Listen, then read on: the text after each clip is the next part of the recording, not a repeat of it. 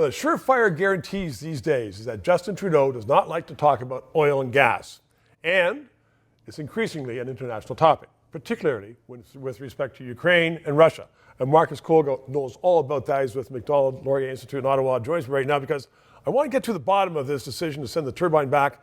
And some people are saying, well, Trudeau didn't want Europe not to have enough oil and gas from Russia because then he would look bad, saying, well, we have all this oil and gas here in Canada, but because of global warming, we aren't sending it over to Europe.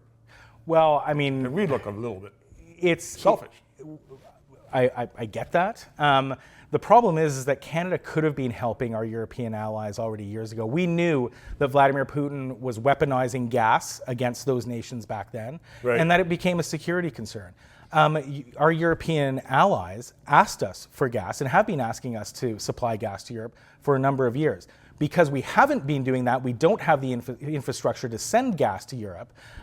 Europe's in a real bind right now because they're over-dependent on Russian gas. And on the green front, Germany right now is actually considering refiring up a number of its coal plants. So if we want to contribute to a greener environment, contributing with Canadian gas actually helps with that. Not doing it causes more problems. There were plans, if I understand it correctly, remember, there were plans for LNG plants on the eastern coast in order to be able to ship gas to Europe, and all those plans are gone.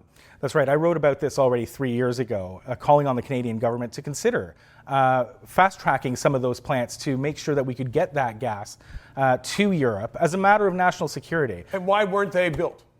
Well, the delays with approving pipelines to get the gas to those plants.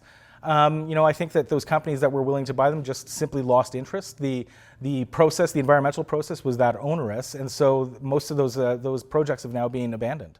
What does this do to Canada's stature in the world, with, even in the Far East and Europe, scrambling to get stockpiles of oil and gas, knowing Canada has more than enough for the whole world, and Canada, because of the Prime Minister's, I would call, old woke theory, won't ship anything? Well, Stephen, France's President Emmanuel Macron, just a month and a half ago, came out publicly and desperately asked Canada to consider building that infrastructure very quickly to get that gas to Europe. And there's been no real response. This is something that we need to do. It's a matter of national security.